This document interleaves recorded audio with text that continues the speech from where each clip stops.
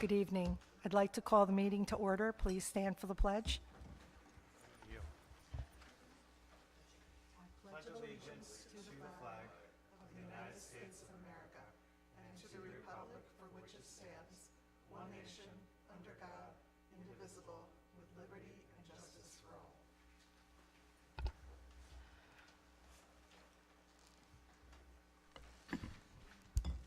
Councilwoman Chapman. Here. Councilman Cookingham. Here. Councilman Deegan. Here. Councilman Reifenberg. Here. Supervisor Albrecht. Here. Town Attorney Emily Swenson. Here. All present. Go ahead. I'd like to make a motion to actually amend the agenda. It's a good one. I'd like to add 12G, which is just a quick discussion about public comment sections on the agenda. And I'd also like to change number 16 for tonight to read under public comment, one time only, 3 minutes per person, anything that anybody wants to talk about. Second. You want to explain why you did Yeah, that? so a discussion on that. Well, we're going to discuss it more under the discussion, but that's what I have. All in favor? Aye, and I make a motion that we adopt the agenda as amended. Second. All in favor? Aye. There are no public hearings, and all correspondence is on file in the town clerk's office. There are no presentations. At this time, I'd like a motion to open the public comment section of the meeting for agenda items only. So moved. Second. All in favor? Aye. Would anybody like to speak?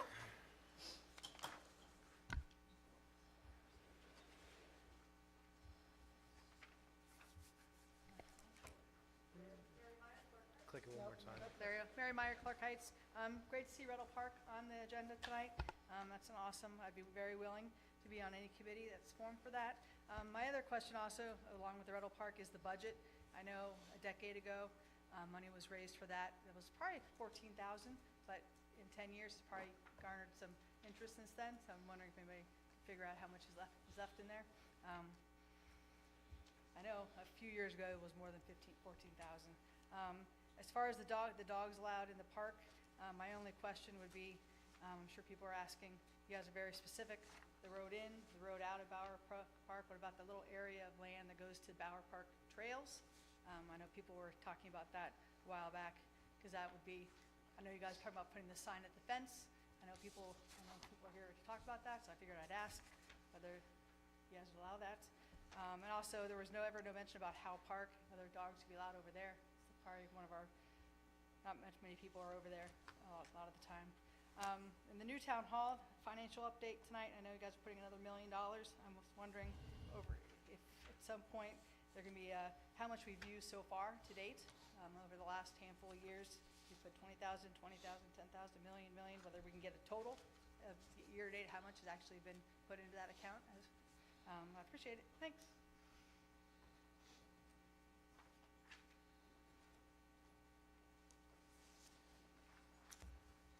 Not seeing any. Oh.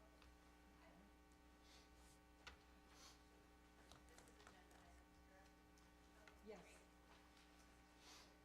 Hello, I'm Megan Borland, 26 Oxford Road. I am here to just advocate for the town forming a beautification committee and also advocate for the town to seek a designation as a New York State pro-housing community. Everyone knows that Pleasant Valley's Main Street needs help.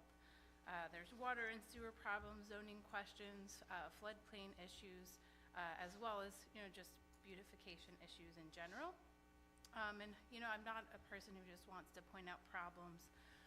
Tried to look for solutions when I was driving through town and seeing the issues that were abound. I actually identified the pro-housing community designation and brought it to Councilman Deegan and encouraged him to make steps in going for this application process. I hope the board keeps going with that. I think it's a very positive sign to form a beautification committee. A little bit about the pro-housing community. What it really does is it opens up access to 8 key funding programs for economic development, funds that neighboring towns are already accessing.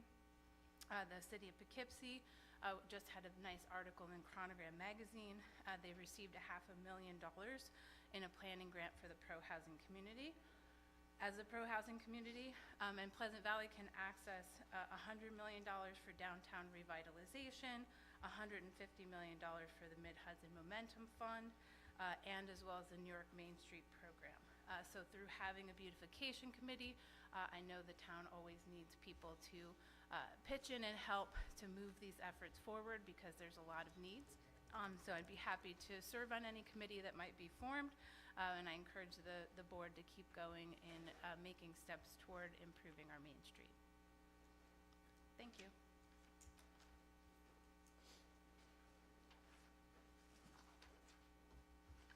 Not seeing anyone else, I make a motion to, or I'd like a motion to close the public comment section of the meeting. So moved.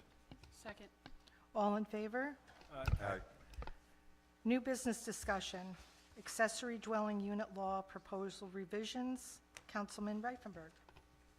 Yeah, good evening, everyone. So the town board members, and I think the public might have it in their packet, there's 2 pages that kind of go over just really high-level highlights of what I'm talking about. I also put together a PowerPoint presentation to go more into it. Reason for tonight is just to kind of walk through what I'm suggesting and kind of just start the process of potentially looking at changing some of the current law in the town of Pleasant Valley for this, and kind of explain and introduce what accessory dwelling units are, or ADUs are, to the public and to the board.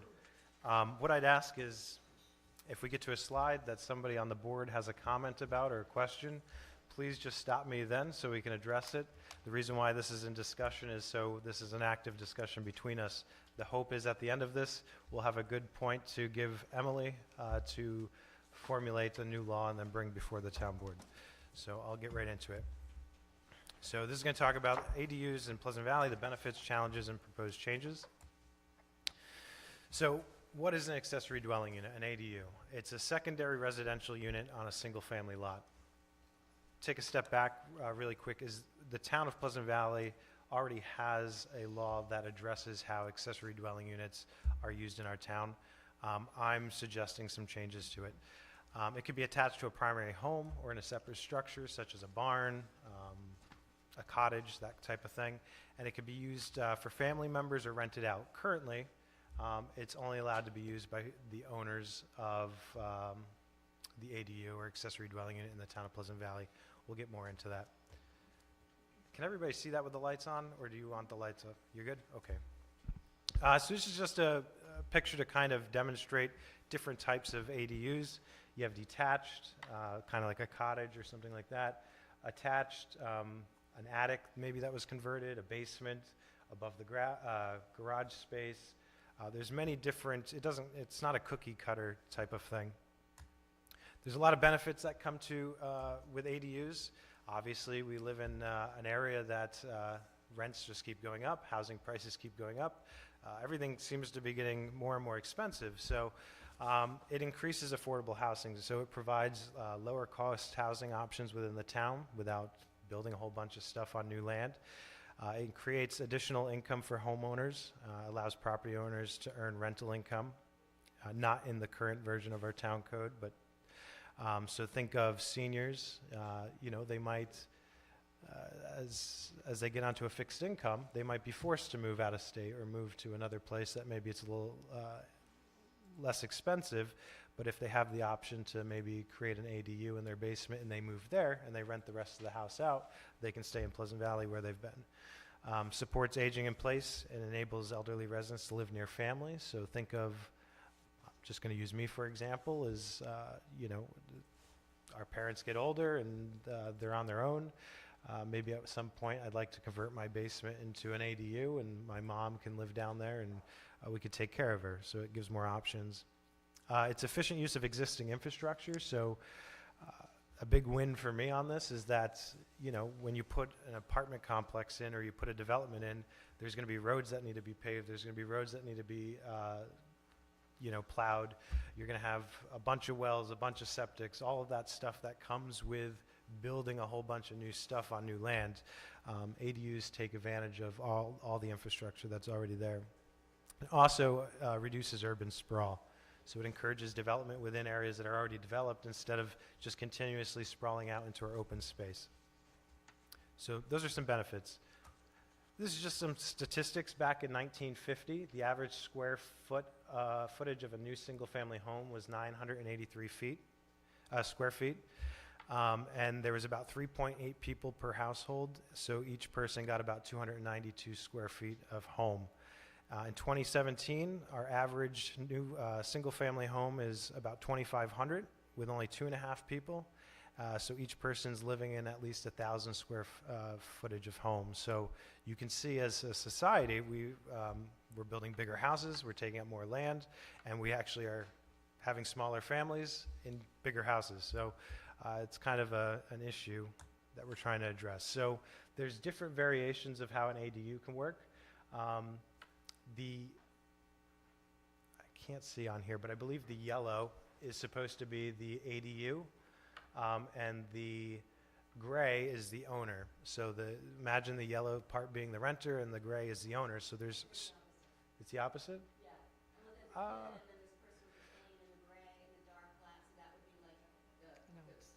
No, so the bottom left is, imagine I'm just going to use me for example. My parents owned a house, and then we couldn't afford to go out and purchase a brand new house, so they put an ADU in the backyard, and they moved out there. They're the owners of the home, and they rent us something that we can afford, and we kind of take over, and we're living there with my daughter. And then at some point, we have another kid, and we buy it from my parents when they're no longer living there. And we end up renting out the ADU to a young couple that just got married, and they need affordable housing until they have kids and need something bigger. And that's the upper left. And then you have the right, same kind of thing. And then there is situations where now all of a sudden the ADU, you're not renting out, and you're using it for the example of my mom moving into the ADU at that point. So the whole idea of these pictures is it's a very mobile, many different situations. Now, there's definitely challenges that come with accessory dwelling units. So neighborhood concerns, so some residents worry about increased density and traffic. It's a very valid concern. Zoning restrictions, so previous regulations made it pretty difficult to add these. Permit and compliance issues, so the way it's written right now in our code, there's a whole special use process that you have to go through. So you have to go through a public hearing, you have to go before the planning board, you have to set up an escrow account with thousands of dollars, you have to get engineering, all of this stuff involved, which creates this very lengthy, expensive process. And honestly, what ends up happening is, in a lot of scenarios, I don't have any examples, but I'm sure people are just converting their basements without actually going through the proper process and leading to other issues down the road. So if we can make it straightforward and easy, I think there'll be more compliance with this. 4, potential strain on utilities, so wells, septics. Our town code currently requires certain things when it comes to that, so we wouldn't want to change that. And enforcement of regulations. So we have to, obviously, if we allow people to have accessory dwelling units, there has to be something in place to make sure they're staying compliant and they meet all building codes.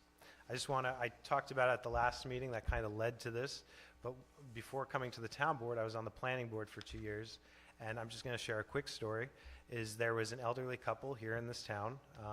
They lived in the hamlet of Pleasant Valley, and they were getting older, and they couldn't live on their own. So their family had an option of either putting them in a nursing home or bringing in aides to help them 24 hours a day. And they had the money to hire an aide 24 hours a day. So I've seen the process firsthand of them wanting to convert a garage into a 1-bedroom accessory dwelling unit. It was a crazy process. I don't know if it actually ended up getting done before they passed away, unfortunately. I didn't really follow the process, but it was between public hearings and everything like that. I found it kind of insane that we make these people jump through so many hoops for converting their garage over to have an aide live at their house. So that's where this kind of came from. Our town right now, there's a maximum of 6 ADUs allowed per year. So we really cap it as well. So some of the proposed changes, I just picked a few out of here. It simplifies the process for adding ADUs while maintaining community character. It encourages rental opportunities while ensuring responsible ownership. So I'd recommend changing it only being the owners using it. It would be nice if people can rent it. And adjust the zoning and size regulations to allow more homeowners to build ADUs. So here's some changes. The annual permit cap removed, so I would recommend eliminating the 6 permit limit, allowing more approvals. Number 2, rental use allowed, already kind of touched upon. 3, permit validity extended. Right now, I think you have to get it extended every year. I'm proposing every 5 years. Increased ADU size, the maximum size increased to 900 square feet, or 40% of the primary dwellings area. I don't remember what it exactly is now, but it's lower than that. Lot size flexibility, allowing them to be built on smaller lots than previously allowed. New detached ADUs allowed, so the current law basically requires it to be a garage or the basement or attic. I'd recommend that maybe we consider allowing cottages and stuff like that to be constructed, and an easier approval process. So instead of going through the special use permitting, that it's just a administrative approval process. So obviously going through the planning and zoning office, having an application process, still having to get engineers involved to submit all of your stuff, but as long as it meets code and all of the requirements of the law, I don't see why we would then send them to the planning board to go through a whole public hearing and all of that stuff. So does anybody on the board have any thing that they would like to change? Because this is kind of where we are directing Emily to come up with a law before I move on. Everybody's good with this so far? Okay. So some of the regulations I want to point out that remain in place that we currently have, owner occupancy requirement. So one of the things I think is important is that the property owner must live in either the primary residence or the ADU. So I think that's how you protect the characteristic of the neighborhood is the owner's on site. You're not going to be able to rent out both places. Parking requirements remain, so if you don't have enough space to park cars, then you won't be able to do this.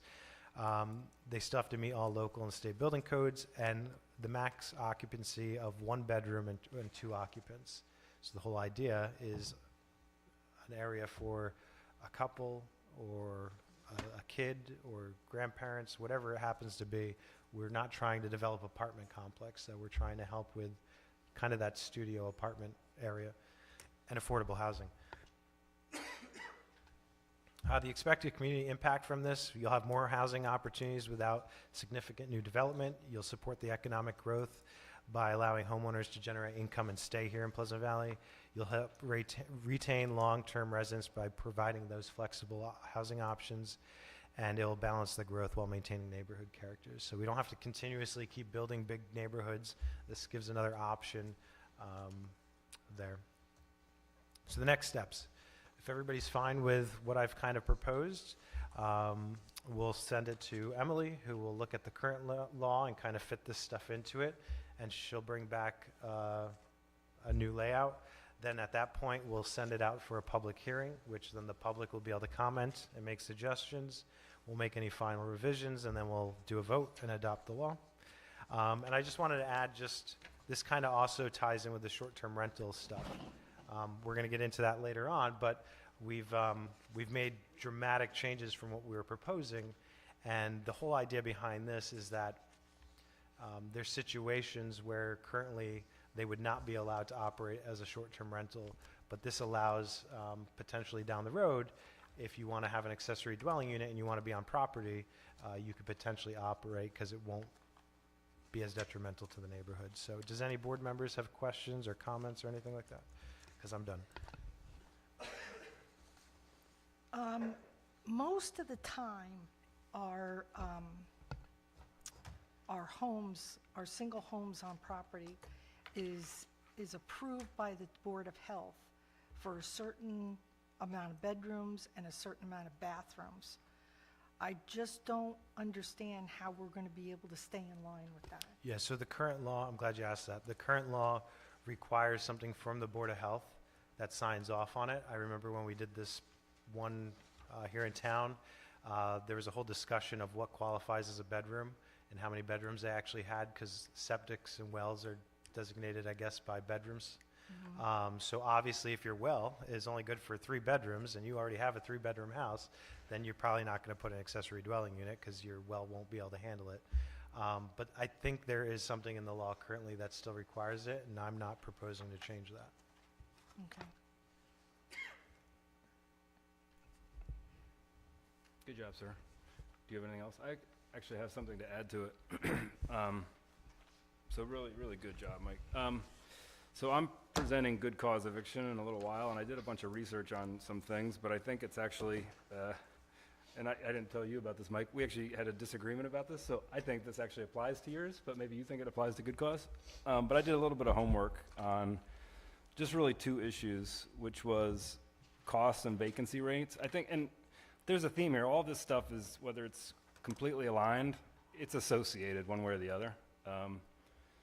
So at the Meet the Candidates night, when I was still a candidate, I remember talking about the housing issue. So in 2021, the vacancy rate, so housing experts recognize that a 5% vacancy rate is considered healthy. It's healthy for the landlord and it's healthy for the tenant.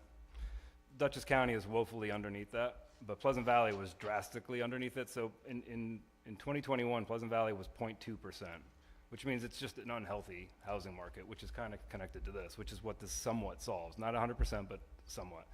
So after looking at this, and this is public information, you can find this, it's the 2023 Dutchess County Rental Housing Survey. It was done by Executive Serino.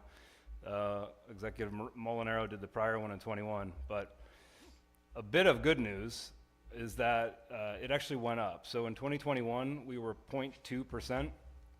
It's actually now 0.7. So things have actually gone in the right direction, but it's still woefully low. It's still way under 5%.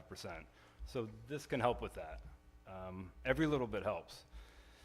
The other thing which was eye-opening to me is when you talk about this, what Mike had mentioned was studios and 1 bedrooms. I think that's mostly what this is targeting.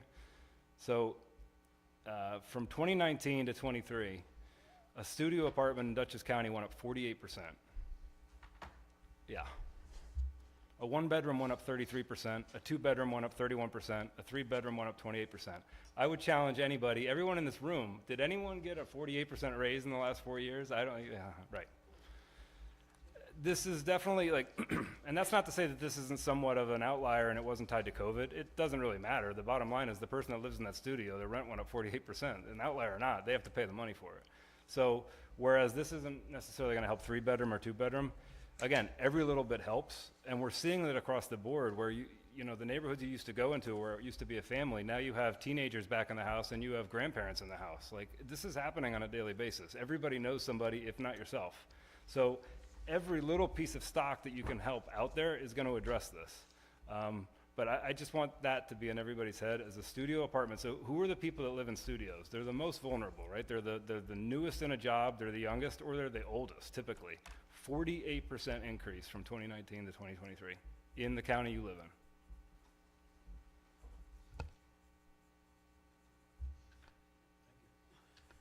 Thank you. Does anybody else have anything? So everybody's good with Emily to start working on this? Thanks. Sorry to leave that on a downer. And that's why we need ADUs, so we can help solve it.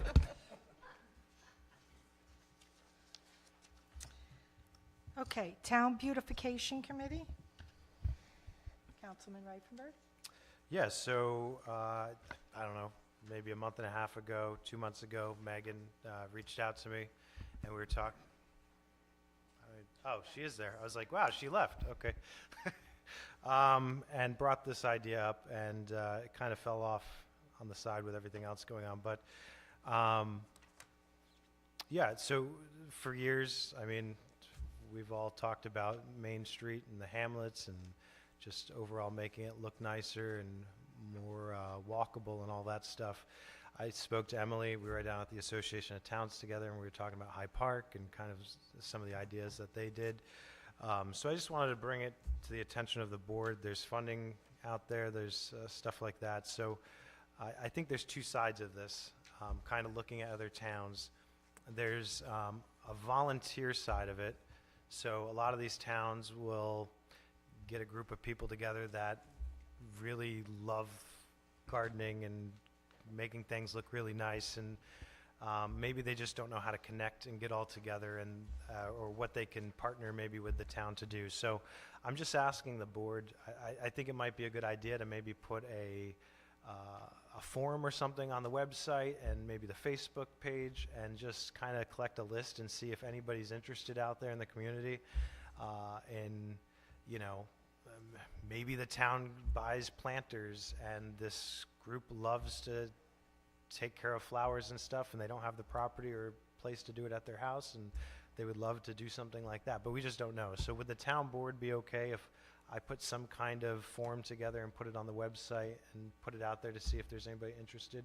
And the whole point is to bring them all together to maybe create a volunteer separate thing from the town, but we can partner with. Anybody have an issue with that?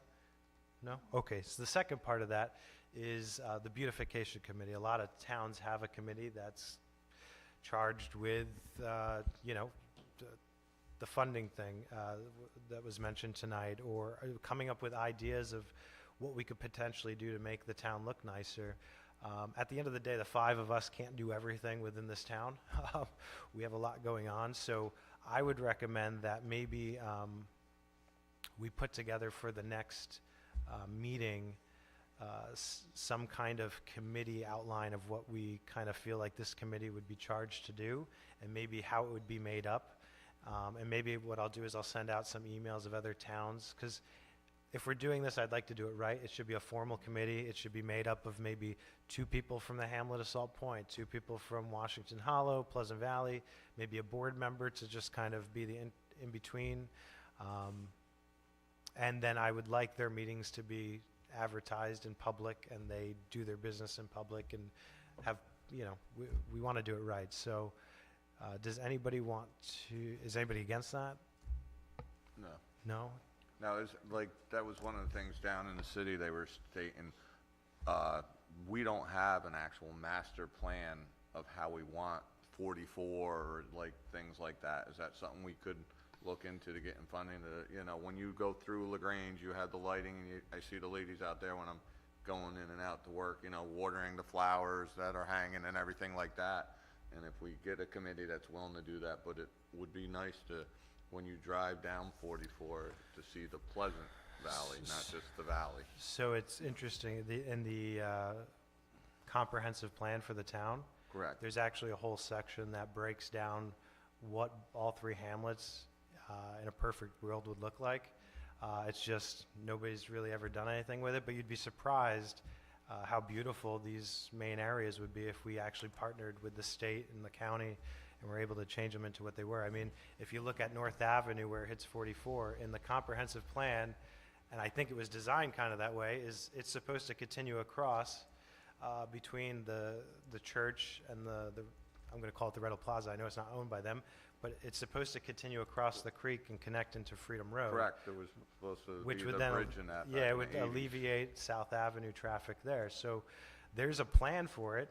I think the problem is everybody's so busy with a whole bunch of other stuff. And my hope would be is that if we could put together this beautification committee, maybe they can start taking the time to connect with the right people and come up with ideas. So Yeah, no, I agree, so then that way some of the businesses and stuff would get filled. So I'll work on that. I'll have it to you guys at the next meeting. Thanks. Thank you, Michael. Okay, proposed local law F of 2025, amending Chapter 86, which is a taxation to provide a new Article 7 thereof entitled Exemption for Persons with Disabilities and Limited Income. This is something that our town has never done, and all the towns around us have. And I think it's really something that we should be offering to our exempt people with disabilities and very limited income. I think that we should really think about putting this through. I don't know who's had time to read this, but you know, and it doesn't include a lot of people that, you know, you would think it's going to be like 100 or so. I mean, it's just very few people, maybe like 5, something like that. I really think that we should be offering them this. I think there's a common theme tonight that we're trying to make Pleasant Valley a little bit more attractive and people to stay here, so I'm fully supportive of it. Okay, so for this, it states it right in there, don't we? Don't we have a resolution? You have a resolution We later. do, okay, all right. New town hall funding, Councilman Reifenberg? Sorry to just keep talking. So, what was this about? Okay. Oh, yeah. So we passed a resolution. We basically said that we want to spend up to 7.5 million on the new town hall. And we set a max bond limit in that resolution. Tonight, in that resolution, we were to move 1 million from unassigned fund balance and use that as part of the project. So tonight, we have a resolution to make that move and put it into the account that we're keeping track of the expenses. The discussion is that before moving that money, we have over $4 million in unassigned fund balance. My question for the board is, would you guys be open to the idea of potentially putting another $1 million from unassigned fund balance, not tonight, but in the future, and bonding $1 million less?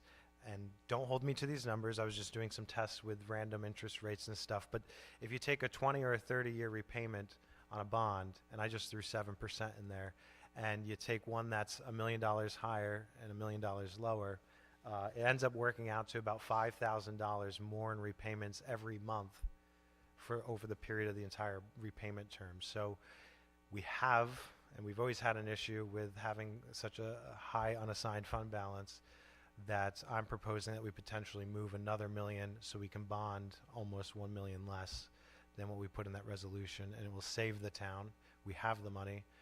There's no reason to be paying interest on it, but I just want to make sure nobody was against that, because I'll have a resolution put together maybe for the next meeting if you guys are fine with that. I think it's good. Let's just show the math. Yeah, I think that's the right thing for us to do. Emily, you're going to be busy. Thank you, guys. You're taking notes, right? Yeah. Okay. Okay, we'll move on to Rettle Park. Councilman Deegan? Are you on a Mac? Hit the globe F, the lower left is Glo- F. Yeah. And then F.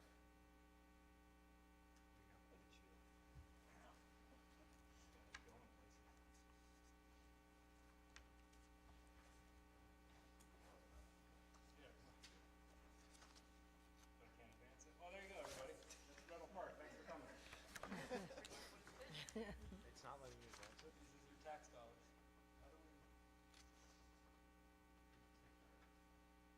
That's why I stick to writing and not the computers. Okay.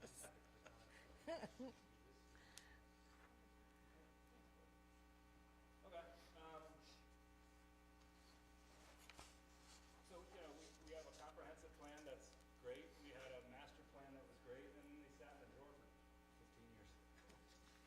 So I think the purpose of this is as its title. Your microphone. Oops, sorry. I think it's just time. I remember during the election, somebody hung a sign up that was, you know, taunting, but they were right. I think they said, like, Rettle Park coming in the summer of 2025 or 24. It stung a little bit, but it was funny. It's time to get going.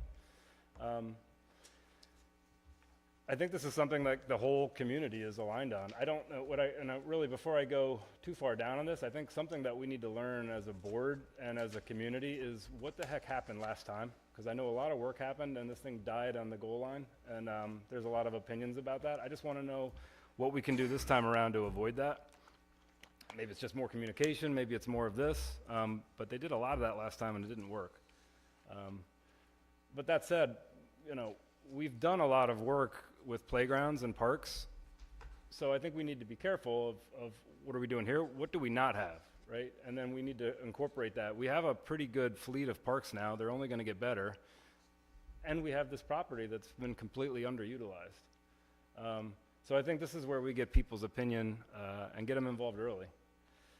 From what I've seen, based on reading through the whole master plan, and then some comments that I got from Mary Meyer recently that I think she collected from the public that were all really good, and it's timely. I don't think anybody's going to come up with this on their own, nor should they. I think a big part of this job is to be a customer service agent, so we're here to listen to you all. From what I could see is, and you're going to see a lot of question marks in this because I'm not trying to be the general Rettel here, but I think there's 3 categories. There's nature, there's activities, and then there's just the basic infrastructure of it. And anything else I forgot. But I think that's if I was going to carve it out and break it down into 3 chapters. So nature, you got all this stuff. And we have this at other places, but maybe we can really do something to enhance this. So maybe this is something that Climate Smart gets really big on. But you have a wetland there. I mean, you go to parks where they have, boardwalks over the wetlands where you can actually go for a walk into the wetland. I don't know, tree planting, gardens. We have an amazing community garden. Do we want to duplicate that? Probably not, but is there something we can do additive? I think that's the big word here. What can we do that's additive? It's also not the end of the world if you have a community that has 2 awesome parks. I think everybody would be okay with that. Again, we don't have to buy this property. It's sitting there. So the point of this, if anybody's looking for a big secret key here at the end, you're not going to see it in this presentation. This is just to get people thinking about this, but more than anything, it's just to take the first step. Activities, so walking and bike paths, we've talked about the dog paths. Is there something to do there specifically for dogs? Maybe. A nature trail, exercise stations, you see this at other places. I think we need to, we've done a decent job with teenagers, with little kids, I think, and then with teenagers with what we're going to do with the basketball court that's getting built.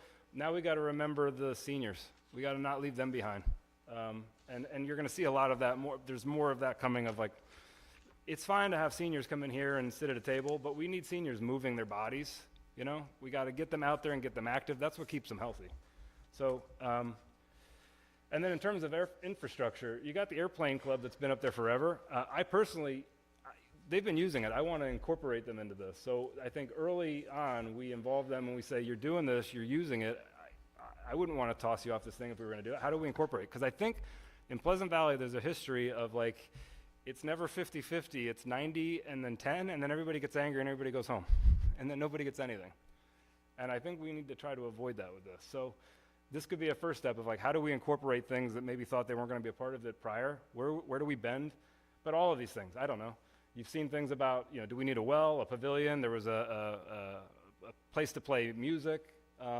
And then, exciting things like trash and recycling containers. I don't know why I put that on there. But that's kind of the infrastructure and behind it. So I would just throw this out there that let's not allow perfect to be the enemy of action. So the point of this was I've wanted to do this. I knocked doors on this, and I haven't done a single thing in 15 months. Not one. I haven't spent a minute on Rettel. Well, now I have. So me personally, when I take on a project, I have to start. So creating a deck, coming in here talking about it, being on record that I'm going to do something about it, now you all saw me. Now I got to do something about it. So what we do know is that the park has been sitting there. I don't know when they donated it. It's been so long, the sign's almost rusted out. But anything is better than what we've accomplished up to this point. Anything.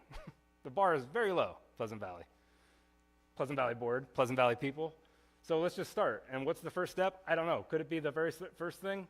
A formed committee and an initial conversation? People walk through? I don't know. Maybe cleaning the Rettel Park sign. Starting over. And then you start looking at making a very basic nature trail that doesn't have to be paved. Maybe it's just you clear something out and you put mulch on it. If we don't start, we won't start.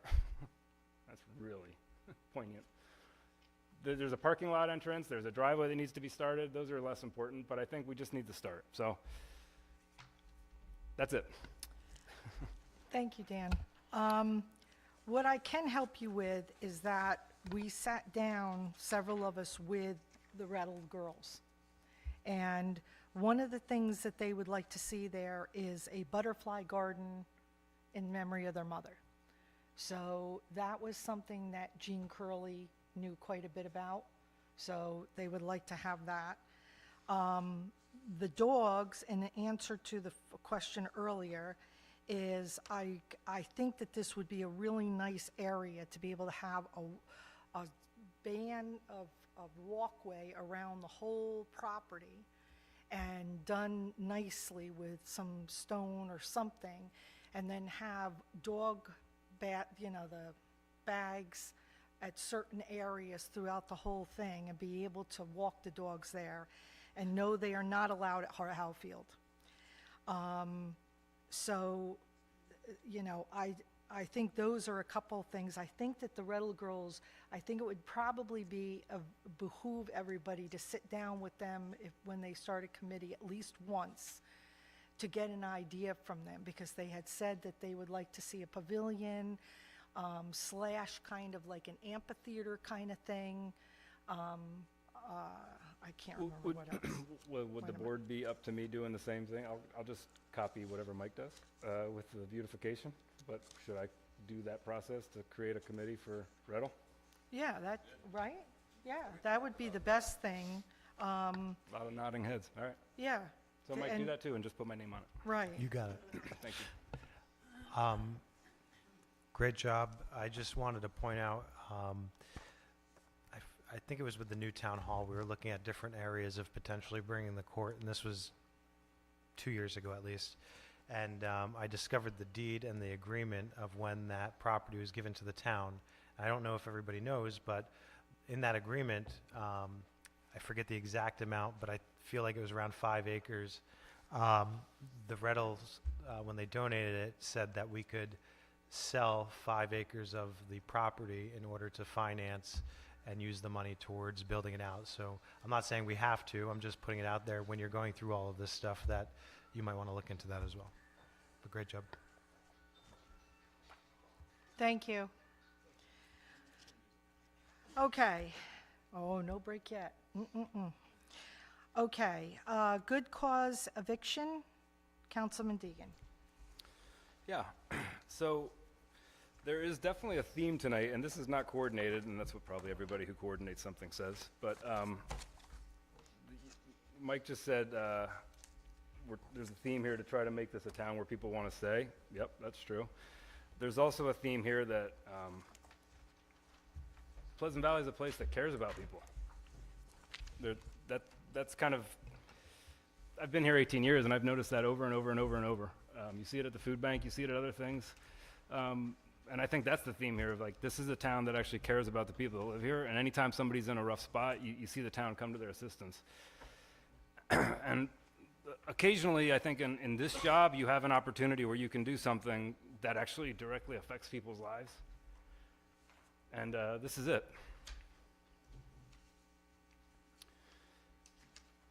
So good cause eviction, what do you hear about it, and what is it? Hudson Valley tenants, I'm going to read through this because I want to get through this quick, but Hudson Valley tenants are facing a housing crisis. Skyrocketing rents and rising evictions are forcing families from their homes, while corporate real estate firms rake in massive profits. One of the biggest steps we can do to address this problem is to pass good cause eviction, which protects tenants from 3 things: unfair evictions, unjustified rent increases, and retaliations for valid repair requests.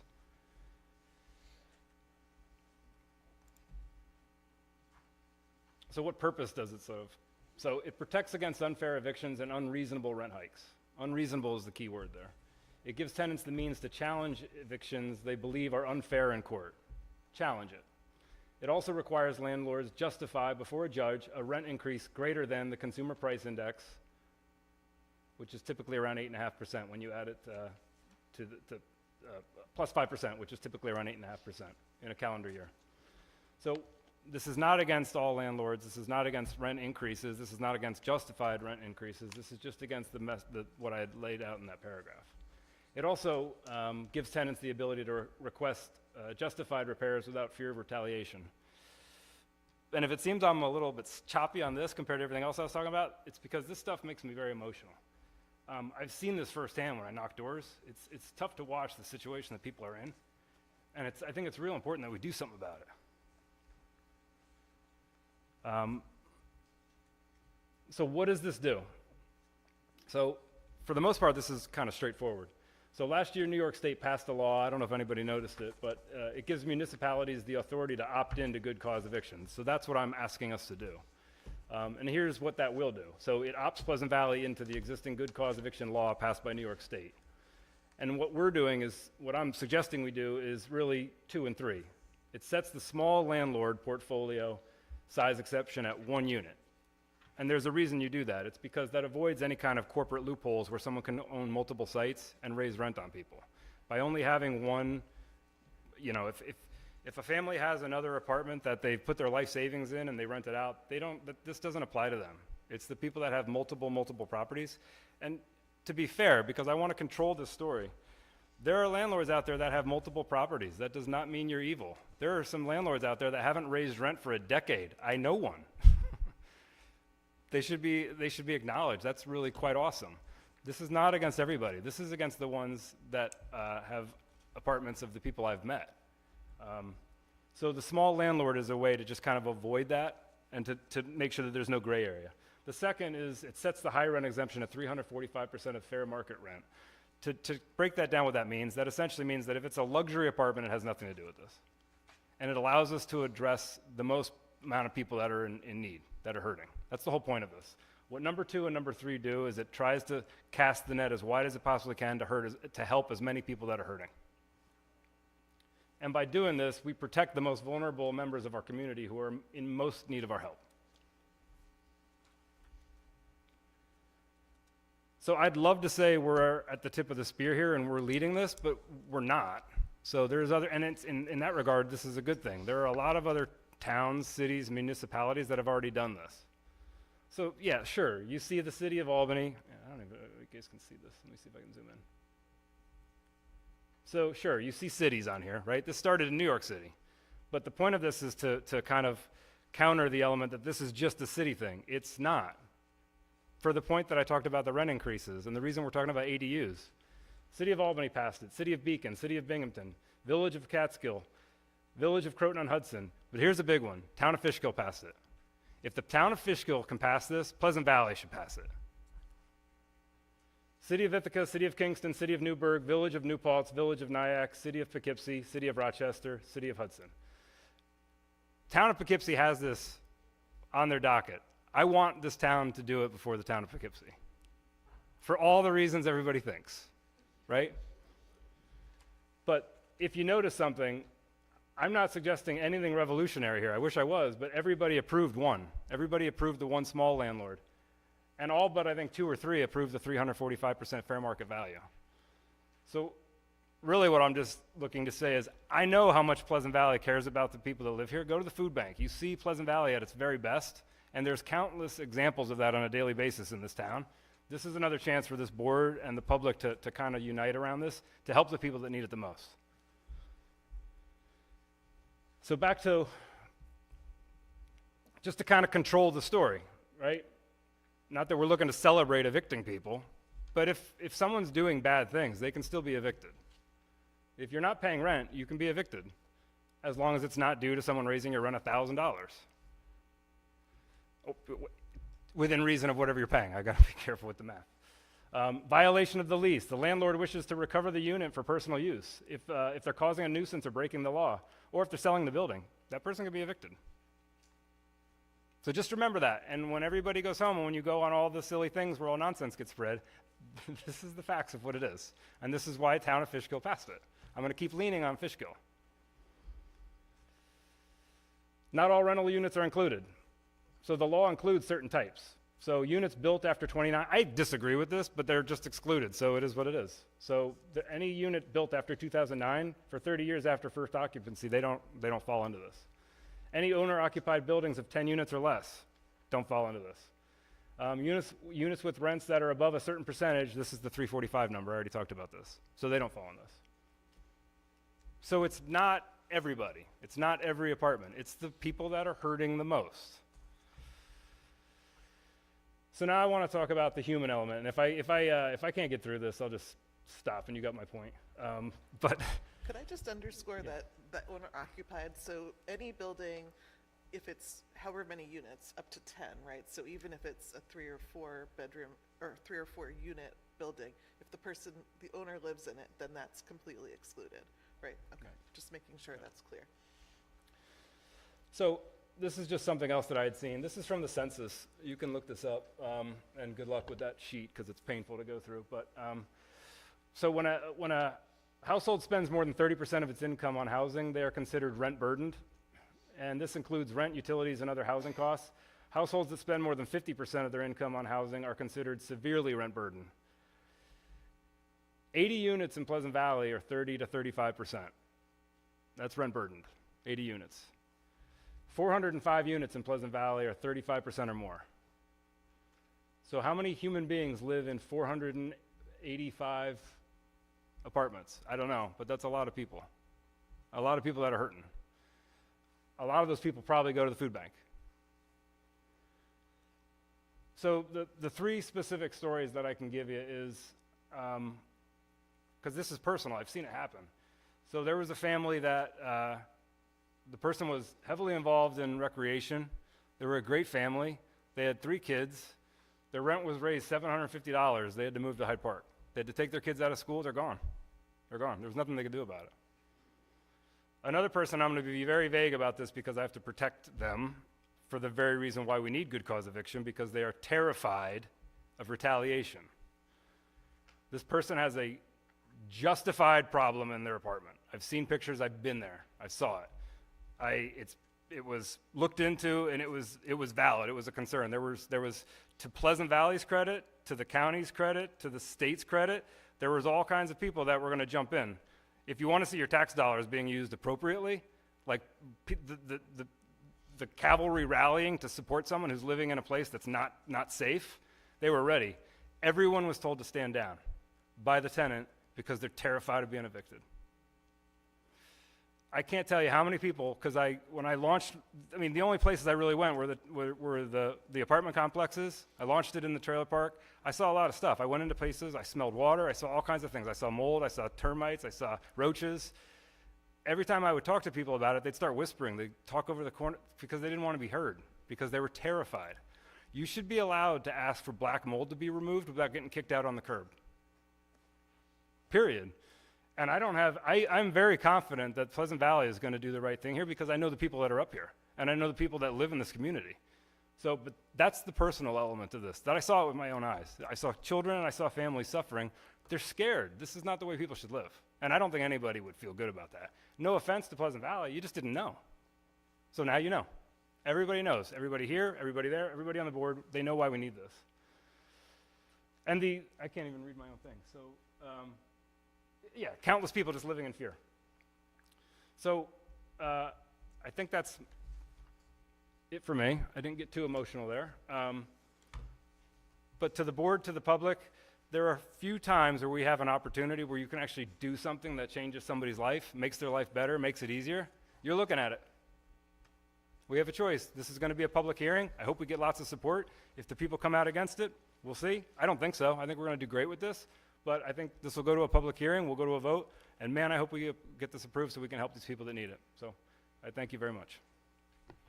Great job. I just have a question for Emily. Do we need a resolution to actually schedule a public hearing on this? Yep, we're doing that next time. Okay.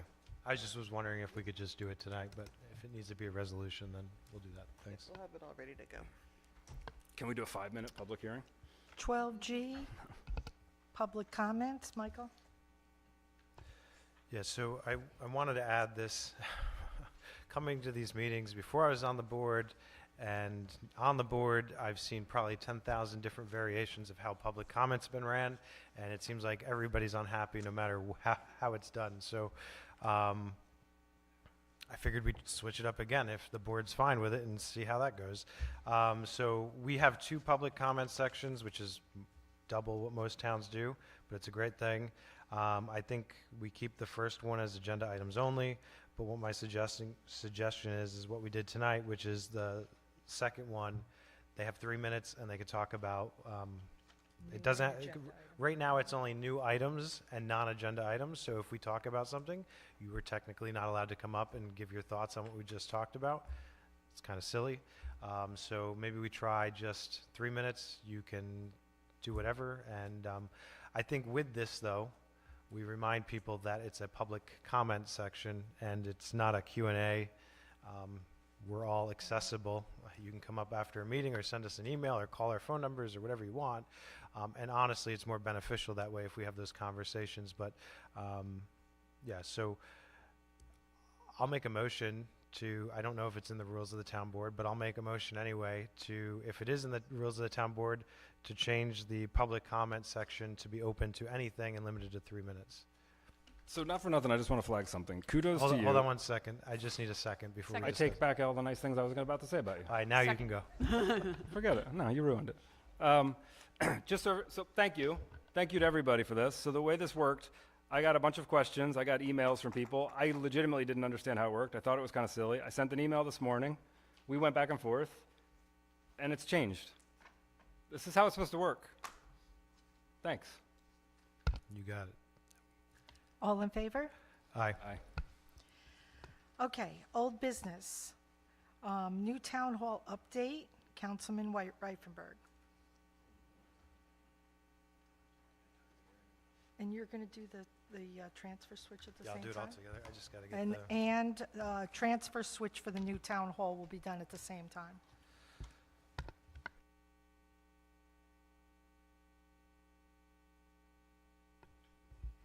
Sorry, I just got to get the stuff up there. So it's been a crazy 2 weeks. It's moving really quick up at the new town hall. For all those people still saying it's not happening, it's happening. So I have some pictures and just kind of show you some things. I did a cool little video walkthrough of the second floor because the second floor has all the partitions up, so you can kind of actually see the spaces now, which is kind of cool. So I'll kind of go through it and show you some of the stuff. So we'll start with the first floor. The first floor is still wide open because there was a lot of excavation and piping that goes in the floor and cement needing to be poured, so none of the walls are up. But all the duct work was built off-site. It's all on-site now. They've started hanging it on the first floor. You can see it up there. That will all be obviously covered by suspended ceilings. This is actually, you're looking at the new town board meeting room, the room that we're sitting in now at the new town hall.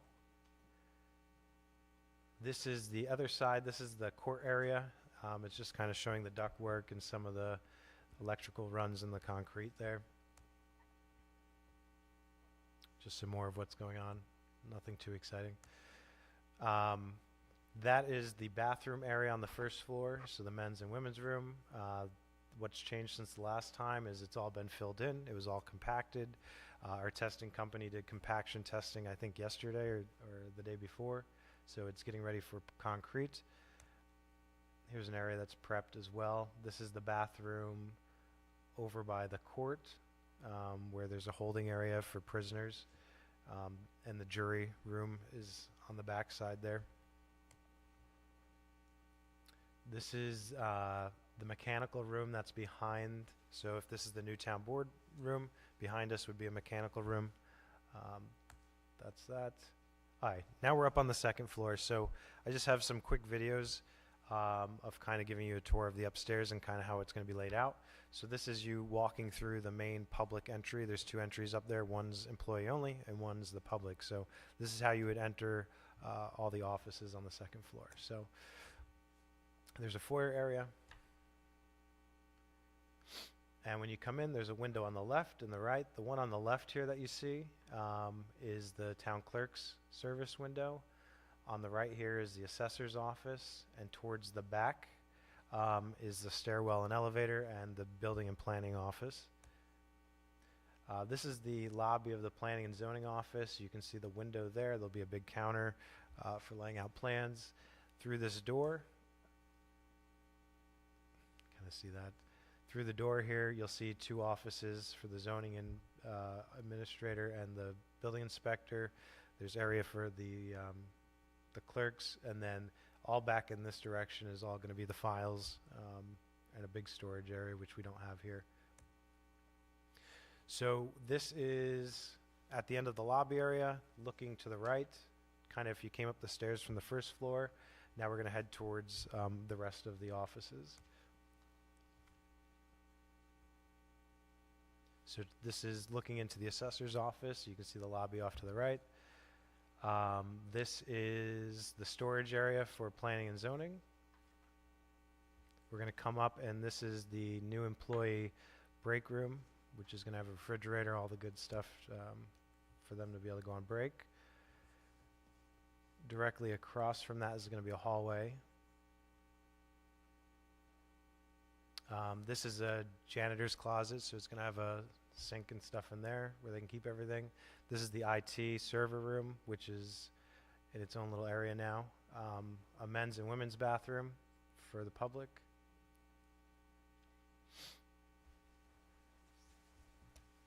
And then as you go away from the lobby, so just really quick, that separation's the fire separation. This is the bookkeeper's office. This is the lobby area into the recreation office, so there's 2 offices there. And off to the far right, which you can't see, there's a big storage area for records, which will be accessible through that area. To the right here is a conference room that I'm about to walk into. So one of the problems we have here is if this room is being utilized, we have to use the court facilities or whatnot to meet with people. We'll have a conference room. This will be for the town board to be able to keep all the stuff that we keep at home. And again, to do some of the stuff that we do here. This will be the entryway into the legislative aids office. And then you go through the legislative aids office. This is the supervisor's office, which will have a private entrance off to the left there. Back out into the main hallway. There's always been extra space. This is that extra space that we got it down to. It's a small sliver here. It's future office space, whatever the town needs. This is the training room. So this is going to be used for community garden meetings, climate smart, yoga. It's a multi-purpose room that was designed that the public can rent out and use as well. And then this is the employee entrance that goes back out to the parking lot. So a lot happened since the last meeting. There was really no walls put up. Now it's kind of cool to go in there and see everything actually come to life, and it's there. Going into the next thing, the transfer switch to the new town hall. I'm going to show you the dungeon of the new town hall. This is downstairs, the only thing that's below ground. It's where all the electric and phone lines and everything else were. So the plan, when we put this out to bid, was to put a transfer switch and the main distribution panel for the electric in this basement area. And basically the transfer switch, I'm not going to use technical terms, so don't yell at me, but my understanding is when the electric goes out, the transfer switch is what turns the generator kicks on and it powers the building. So that was going to be down here, and then the main power comes into this big distribution panel and then gets sent out to all these littler panels throughout the building. I don't know, we're looking into how this happened, but we've found a fix to this. When this was designed, somehow it was designed on the plans to be 8-foot tall ceilings. To come find out, it's close to 7-foot ceilings, and the width of it is about 4 feet, almost 4 feet short. It's not as wide as it was planned to be. So we went into full emergency mode earlier this week, last week, because the panels are taller than the room. So everything was planned about putting the panels down here and the transfer switch, and to combine, they're about 1,200 pounds worth of equipment. So we figured out a plan. We're going to put the transfer switch on the exterior of the building on the first floor. On a pad, and that's what's causing the change in costs. It's a little bit more expensive because it goes from something 1 to a 3 because now it's waterproof and everything else. And then the distribution panel is going just inside that exterior wall in a nook that we created. And it should technically save us money. We'll see how that all goes because they don't have to bring all of this stuff into the basement and bring piping and conduit and everything else down there and distribute it. But that's the resolution we have on here for an extra $2,000 something is the increase in that transfer switch. Even with that, we're still getting the generator and transfer switch for $17,000 less than we had budgeted. So does anybody have any questions on the new town hall while we're here? I wanted to ask, actually, I was talking to Phil. I wanted to ask Emily, in the next couple of weeks, it might be good to actually have board members come in and like actually see everything.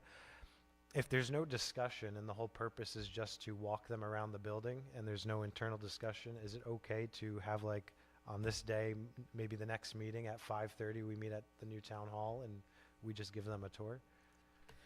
Yeah, there have been interpretations of open meetings law that if you're doing kind of a field trip and it's not a discussion, like you said, you can do that.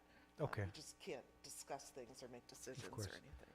Okay, so I'll work with Phil and send out an email to the board, maybe before the next meeting, since we all typically take off for that. Maybe we meet up there early. I'll give you a tour. Maybe we invite some of the town employees if they want to come. We need a lot of hard hats, but we'll figure that all out. That's all I have. Thank you. Nice job, Mike. Okay, we will move on to the resolutions. Our first resolution, I'd like a motion for Resolution 300 of 2025, authorizing contract with Sherilyn's Dance Studio to provide youth dance classes. So moved. Second. All in favor? Aye. Aye. I'd like a motion for Resolution 301 of 2025, resolution accepting proposed local law F of the year 2025, titled "A Local Law Amending Chapter 86, Taxation to Provide a New Article 7 entitled Exemption for Persons with Disabilities and Limited Income." So moved. Second. All in favor? Aye. And I'd like a motion for Resolution 302 of 2025, amending the 2025 highway budget, fund budget, excuse me. So moved. Second. And this is coming out of, it says assigned unappropriated fund balance. It is for the highway, as up on the top. It's the highway assigned unappropriated fund balance. All in favor? Aye. Aye. I'd like a motion for 303 of 2025, resolution commencing the local law adoption process for proposed law, local law G of 2025, a local law creating a new Chapter 75 of the Town Code titled Short-Term Rentals and amending Chapter 98 zoning. So moved. Second. Can we just discuss it really quick? Yeah. Yeah, so just to give everybody an idea, there's a lot in this resolution, but the high level here is that between what we put out last time and we all commented on and what we have now is quite different, so there's no point in continuing that public hearing. So this resolution stops that process and restarts it with the new law that's here. And it's setting a public hearing for a month from today, so the April first 7th. April 7th. So there's a red line copy, I believe, probably in the packet for the agenda tonight on the website. It makes it nice and easy because you can see what we actually It changed. is on the website, yeah. So I suggest if you want to look at it, it's a lot easier than looking at the printed one because it's pretty obvious of what we changed. So, yeah, that's all I have. Thank you. All in favor? Aye.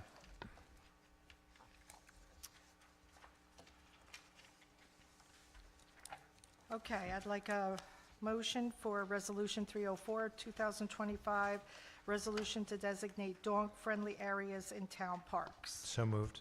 Second. Just one question. On the resolution, it was adding the signs, I think, but we're also, are we going to add the cleanup bags too? We have one or two of those anyway. Okay. You know, the green ones with the bags come out of the top part, and there's like a little Yeah, I just want to make sure. litter we're- thing Yep. underneath. Yep. Yeah, we have those. Okay. And just, And, yeah, just to, pardon?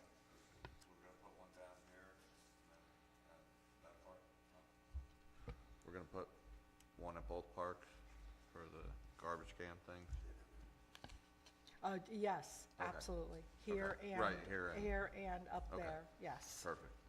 so it was asked tonight about the area leading to the trails at Bower Park. So the reason why that's not being included is because the town, most people probably don't realize this, but once you get across the bridge, the town does not actually own the property where most of the trails are that people walk. There's an agreement that we can use it, but to put into a resolution that we're authorizing people to walk their dogs on somebody else's property is probably not the smartest. But also, there's a new playground with nice, I don't know what you call it, rubber stuff on the ground. The last thing we'd want is dogs doing their thing on that or running on that. But also, there's a lot of kids.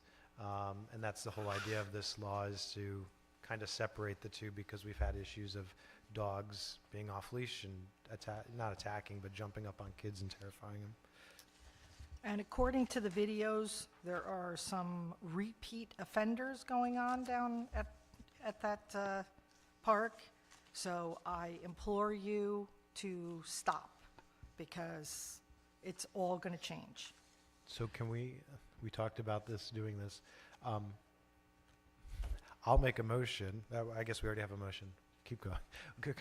Can we have the proper people start finding these people? Like, we Yes, shouldn't be Right, I was ignoring it just anymore. gonna Like, say, we've talked you guys about are gonna we start have getting the fines fines. and everything. Yeah. It's not, But it's not there fair are- to the people that are following the directions. Right, because there's just repeat what started offenders. this You all. can go through the video, and I saw it. Yeah, you're gonna start Correct. getting fines. Yeah. Well, I agree. You've been warned. Okay. All in favor? Do you have Aye. a second? Pardon? Did you do a second? Jennifer. I'd like a motion for 305 of 2025, reappointment of a member to the Board of Assessment Review. So moved. Second? All in favor? Aye. Aye. And I'd like a motion for Resolution 306 of 2025, creating the teen pickup basketball program and establishing rates. So moved. Second? All in favor? Aye. And I'd like a motion for Resolution 307 of 2025, creating the Adult Basketball League and establishing rates. So moved. Second? All in favor? Aye. Aye. And I'd like a motion for 308 of 2025, creating Flag Football League and establishing rates. So moved. Second? All in favor? Aye. Aye. And I'd like a motion for 309 of 2025, establishing rates for the 2025 Town of Pleasant Valley various recreation programs. So moved. Second? All in favor? Aye.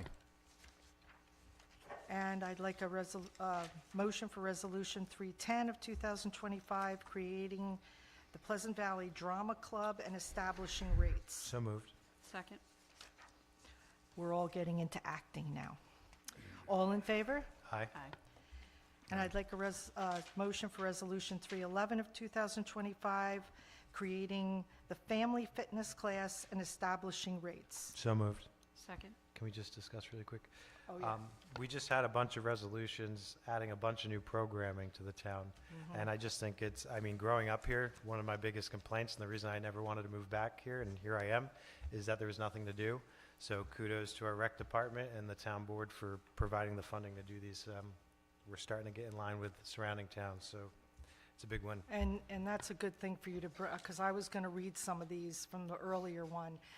There's now teen movie nights, there's regular movie nights, soccer tots, and if no one has ever seen the soccer tots, you got to go. It's worth its weight in gold. Fall soccer, and I can't remember LDT. What? Okay, soccer, and basketball and summer hoops and adult volleyball. So there's fitness everywhere for you. All in favor? Aye. Aye. I'd like a motion for Resolution 312 of 25, transfer of funds for new town hall. So moved. Second? Did you want me to read this? No, this is Okay. just moving the Okay. 1 million that we already passed in a resolution and Okay. actually doing the budget modification for it. All in favor? Aye. Aye. Aye. I'd like a motion for 313 of 25, appointment of 2025 Town of Pleasant Valley Summer Camp staff. So moved. Second? All in favor? Aye. And I'd like a motion for 314 of 25, authorizing payment of abstract 3P of 2025. So moved. Second? All in favor? Aye. Aye. And I'd like a motion for 315 of 2025, a resolution amending the contract amount for the purchase of a Generac industrial diesel engine turbine generator for the new town hall. So moved. Second? That was a mouthful. All in favor? Aye. Aye.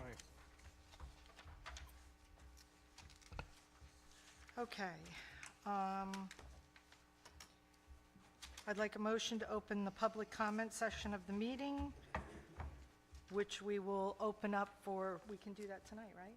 Okay, for new and agenda items for 3 minutes. So moved. Second. All in favor? Aye. Would anybody like to speak? The new and improved public comment session, The new- brought to you by Mike Reifenberg. Breaking the ice. That's right, this is big, this is big.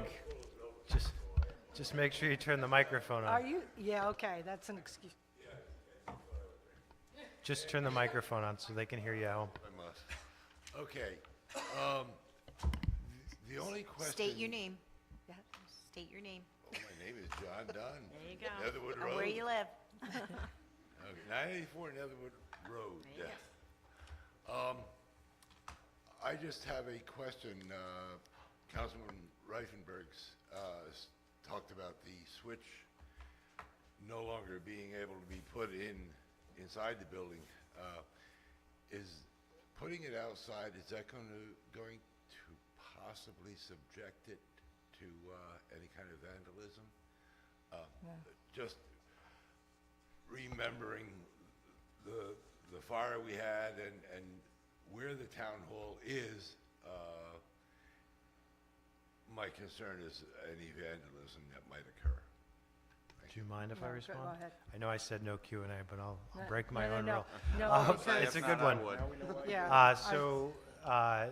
Yeah, I mean, obviously, you put something outside, it's more subject to it than being inside, but I'll remind everybody, it's on the courts facility side, and we have a bajillion cameras over there because it was cool. required by New York State, so please don't vandalize it, because you're gonna be in trouble, but I'm sure anybody could vandalize it.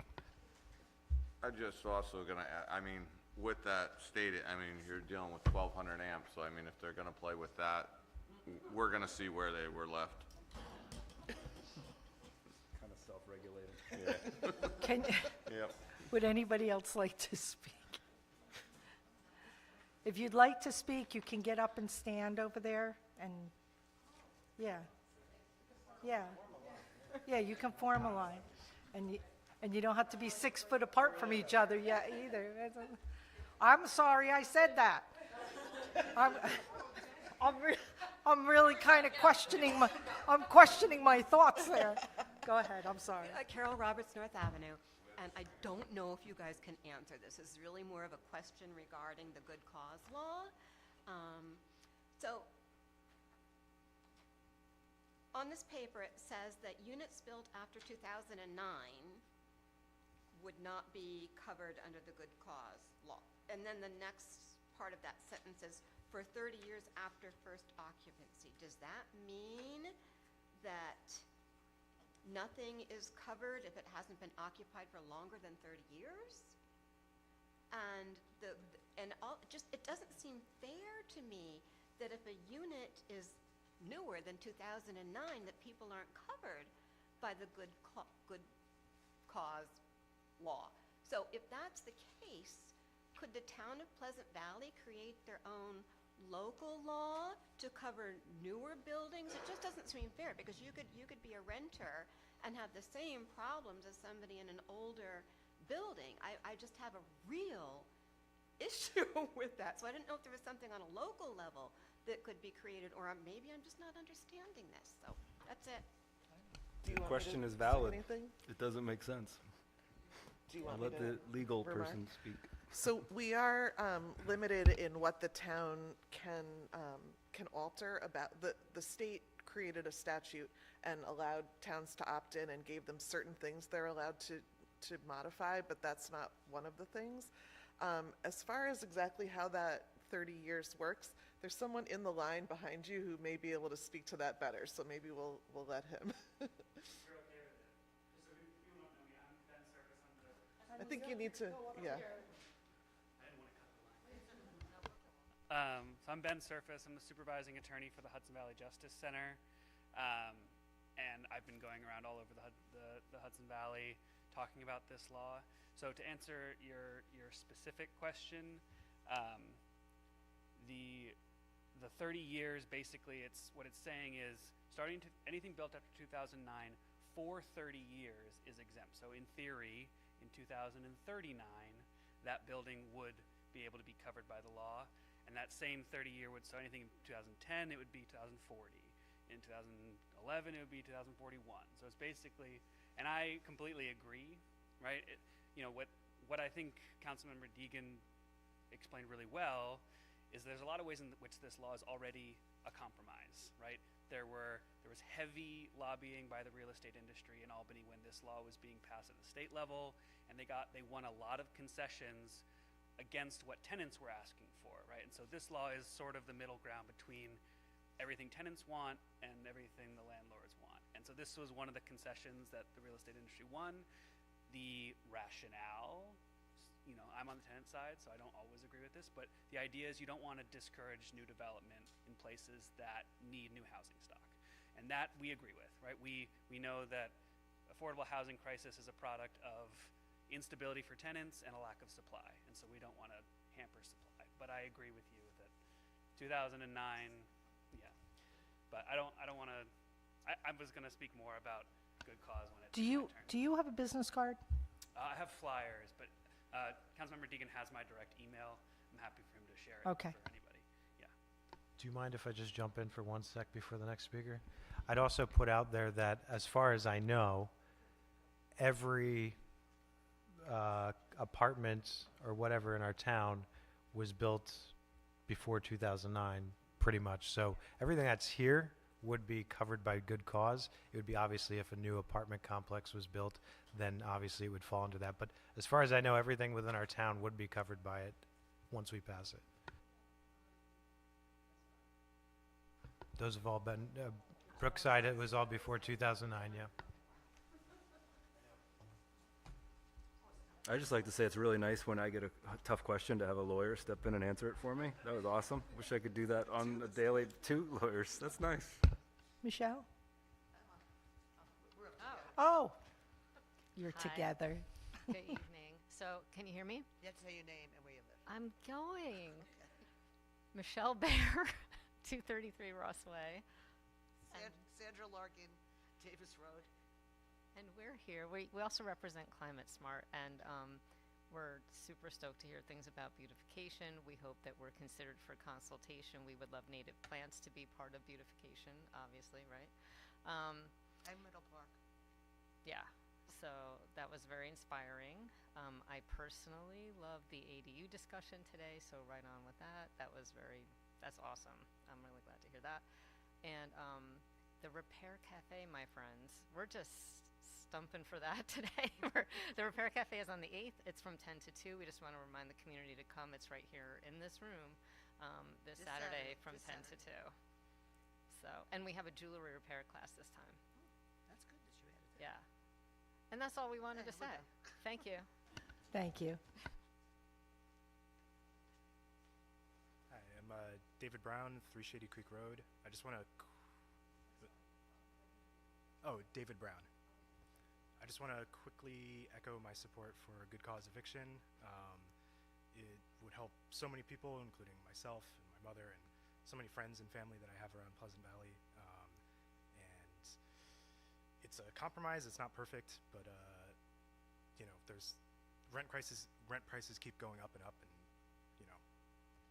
people can't keep up with it. It's almost impossible for most people to keep up with it. So I think this would be really beneficial and great for everybody in Pleasant Valley.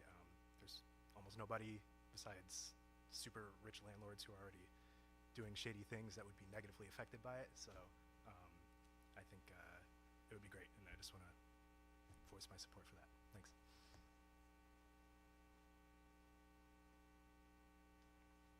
Good evening. Caleb Croft. I currently actually live at 19 Glenwood in Glenwood Avenue in Poughkeepsie, but I grew up at 171 O'Halloran Circle. So I've lived here 20 years of my life. And I'm here on behalf of friends and friends of family who still live in Pleasant Valley and are renters. And I want to thank you for putting Good Cause on the agenda today, and I want to thank Dan Deegan for his great presentation. Yeah, I support this bill. I mean, you know, when we talk about a housing crisis, the only quantitative definition I know is the ETPA definition, which is another bill which I'm not here to talk about, but that's 5%, less than 5% vacancy rate. And in Pleasant Valley, we talk about 0.7%, which is less than a seventh of that. So that's like a 7 times housing crisis, pretty much. And not to mention, you know, numbers are not, everyone knows we're in a housing crisis if they look for an apartment in the last few years. Yeah, I mean, this is not a perfect bill, you know, but this is sort of the bare minimum that's necessary to make sure that that many people are still able to stay in their homes, including people I know, because, you know, the way it is, people currently are hardly able to pay their bills, and even with good cause eviction, you're talking about a possible 8% rent increase next year, which is huge enough, and it'd be ridiculous to sort of, you know, imagine the rents today, go look for apartments, go look at what apartments are available, and then imagine, you know, 15-20% over that if we don't pass this bill. So I think it's sort of the bare minimum. It's necessary to keep people who've been in this community, who work in this community, to stay in this community. It's also helpful for small business owners and the businesses in this area, because if people are not heavily rent burdened, they'd be able to spend more of their money in town and support local businesses as well.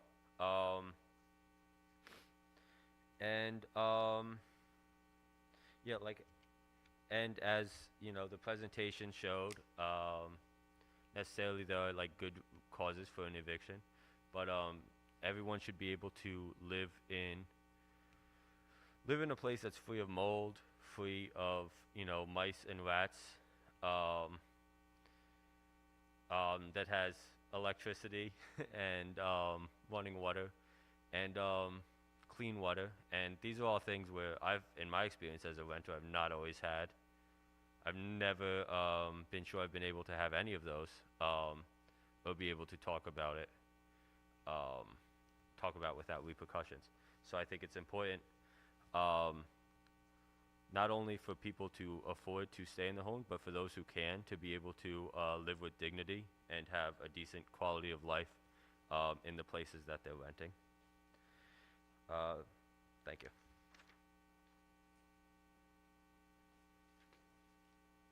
Hello again. So my name is Ben Surface, supervising attorney for Hudson Valley Justice Center. Hudson Valley Justice Center, we have offices throughout the Hudson Valley, but I supervise the Poughkeepsie and Newburgh offices. I have practiced and represented tenants in the courtroom just over there many times. And so in addition to, you know, I don't want to break the rules about question and answer. If there are questions, I'm happy to stick around and answer them. But I just wanted to share some personal experiences I've had in this court with tenants who have faced eviction in the kinds of cases that the good cause eviction law would have prevented. So I represented a couple, 2 tenants who were Section 8 recipients. So they only pay 30% of their income in rent, and the federal government subsidized the rest. And they were both in recovery, and they were paying their portion of the rent, and the landlord decided, even though they were up to date on the rent, abiding by the lease, actually helping manage the property, that he wanted them out. And even though the landlord was getting the full rent paid and that tenant was abiding by the lease, there was literally nothing I could do to prevent that eviction. The current status quo of the law says you could have lived someplace for 20 years, paid rent on time every time, abided by the lease the whole time. The landlord could be your cousin. And if the landlord gives you a 90-day notice and says hit the bricks, there is literally nothing I can do to prevent that. And what this law says is, in those situations where a tenant is complying with the lease, paying the rent, the landlord doesn't have another reason why they need to regain possession of that property, that tenant is entitled to a renewal lease. So the kinds of eviction that this law is designed to prevent are the kinds that feel wrong when you hear about them. And then when it comes to the rent increases, what I think often gets muddied in the public conversation around good cause is it gets mixed in with rent control. And this is not rent control.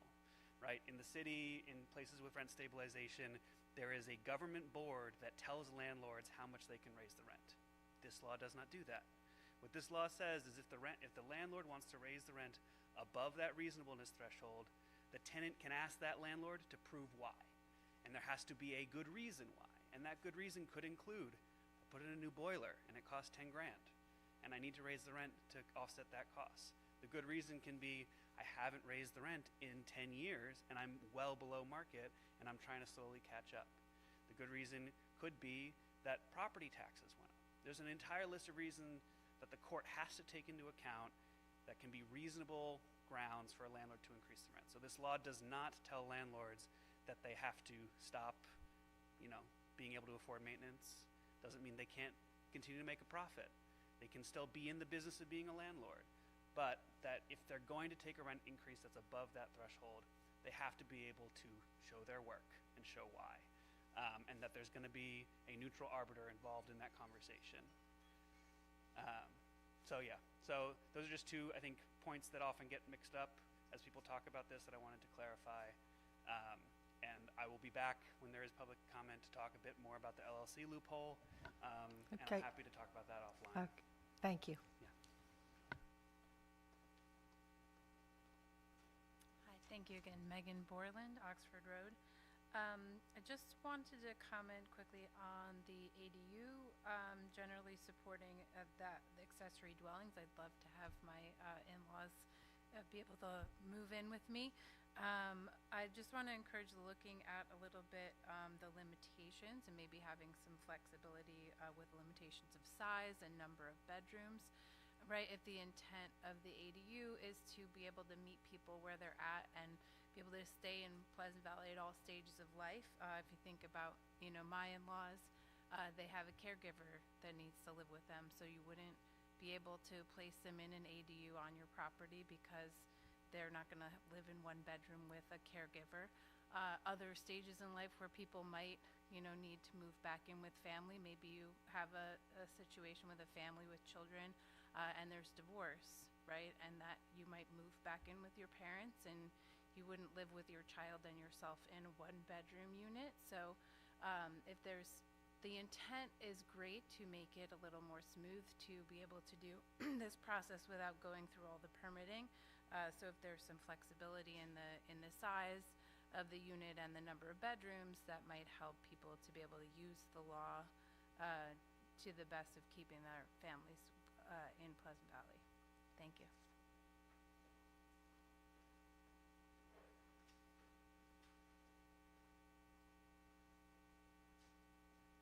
Hi, David Blatt, 23 Applegate Lane. I wanted to take a minute. I had a chance to review some of the revisions to the law prior to tonight, and it seems to me like the short-term rental law in its current form is a revision to single out two specific properties, mine and another on Patricia Drive. In the initial proposed short-term rental law, there was no mention of hosted versus unhosted, and between now and then, the other than the two, I'll call quote-unquote groups complaining against us, across the multiple hearings, at least to my knowledge, there's been no conversation from the town board analyzing the facts around hosted versus unhosted and actual inventory or any real statistics on the town. I haven't seen any conversation about rental inventory, number of months of supply, makeup of the housing stock, the type of housing that's in demand, annual absorption, the types of short-term rentals that are currently on the market, whether those homes are hosted or unhosted, or whether they're actually suitable or compatible with demand for long-term rental housing. I don't understand the data that was studied and the lack of transparency in the process in making the changes to the law. The only real prior concern I heard raised from the town was around the supply of housing, which after an initial mention of several studies that existed on the topic, no further follow-up or analysis was provided or discussed, to my knowledge.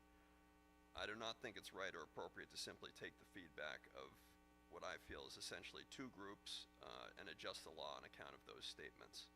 For my family and I, when we don't use our house personally or with our friends, we have professional management and we have individuals that are available on call 24/7 and monitor our exterior cameras, which are recorded for all activity on our property for noise or any suspicious activity. Even when we were not on site ourselves personally, and the property is rented by others, we've had no issues. One of our neighbors, with whom we share 10 times more property line with than the other, would attest to such. He's had no complaints or issues with us or any of our guests, and would tell you we've been great neighbors. I believe there is a version of these rules and regulations that allows for hosted and unhosted, which can also address the neighbors' concerns and the town's concerns. The following I only want to mention in light of the new law, as we cannot help but feel we are being specifically targeted with the revisions to the current law, and to address the statements that facts have been studied addressing the issues and differences of hosted versus unhosted. Much of what I've seen or heard through these past hearings has been either grossly exaggerated or is just not true. Locally, the building department continues to single us out for an interpretation that we disagree with. This revised law appears to be directed at just a couple of the 12 or 14 Airbnbs in town that we're aware of, and that is just not appropriate or constitutional. In November, the zoning administrator sent the chief of the fire department to our home under the guise of checking all homes in town to remind them not to have outdoor fires due to the dry season. To my knowledge, we're the only property that he visited. Claims were made in this statement subsequently that there was a bachelor party, when that absolutely was not the case at all. There was simply our friends enjoying a Friendsgiving gathering with us and their young children. It's really just appalling to see, and I find this to be a real violation of due process. In a further testament to the discrepancy of some of the things we heard in these meetings to reality, we have a recent example of a lawsuit that our neighbors filed against us related to the use of the property. When it came time for our neighbors to put pen to paper in the lawsuit against us, the most aggressive claim that they could conjure for their claim of nuisance was that we overburdened a common drive. A common drive which exists Sir? and isn't contained entirely within the 26 I'm sorry, acre property. Yeah. you've gone over your time. Thank Can you. I just take 30 seconds to wrap up here? No, I thank you. That's it. Thank you very much. Okay. I feel strongly that all these that have been raised by residents can be met by careful planning and some conversation.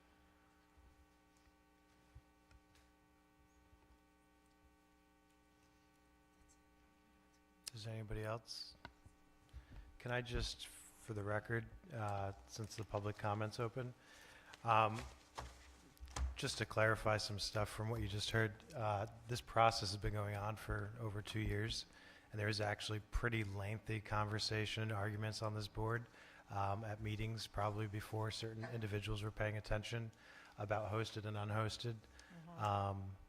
And there was lots of discussion, actually, of thoughts of what we felt about that. You know, I was actually against making a difference between them. But my job is to learn and better myself, and I've taken classes that are put on by the state that have a lot more experience than I have in these things. They're experts in this. I've taken classes about tourism, which was my big argument of why we should really need these short-term rentals, and I found out that I was wrong. And we're proposing something that every house in Pleasant Valley could be a short-term rental. The other side of this argument was we should just ban short-term rentals.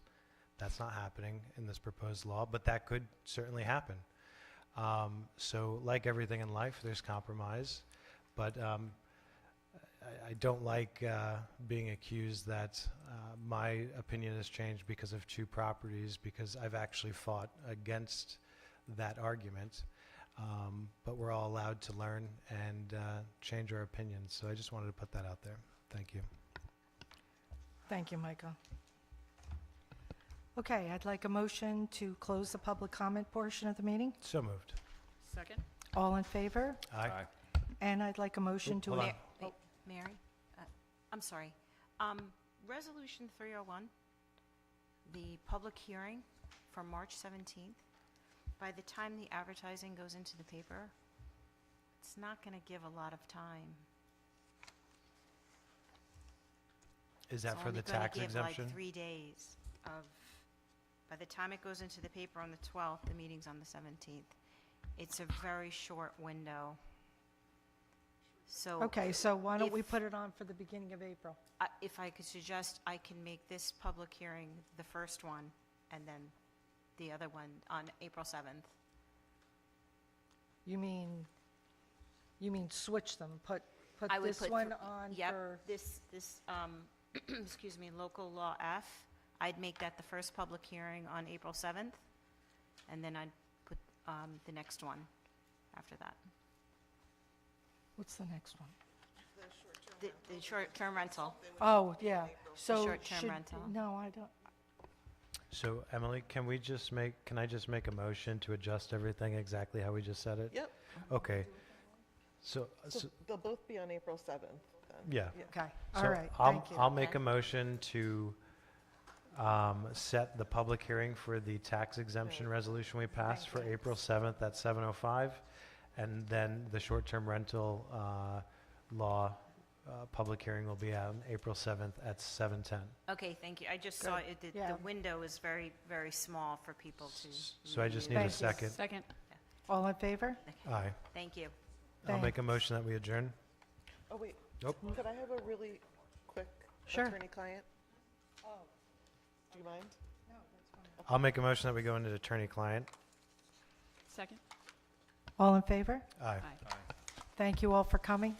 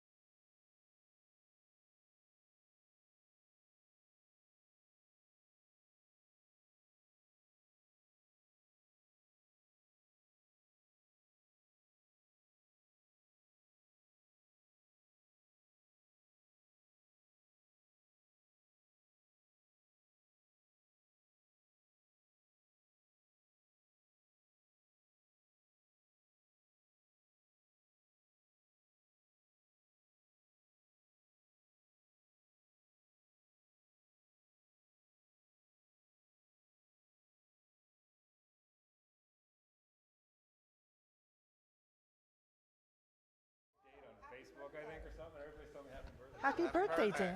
That happened last year. Are we ready? Okay. I'd like a motion to close the executive session and no action was taken. Second. All in favor? Aye. And I'd like a motion to adjourn the meeting. So moved. Second. All in favor? Aye.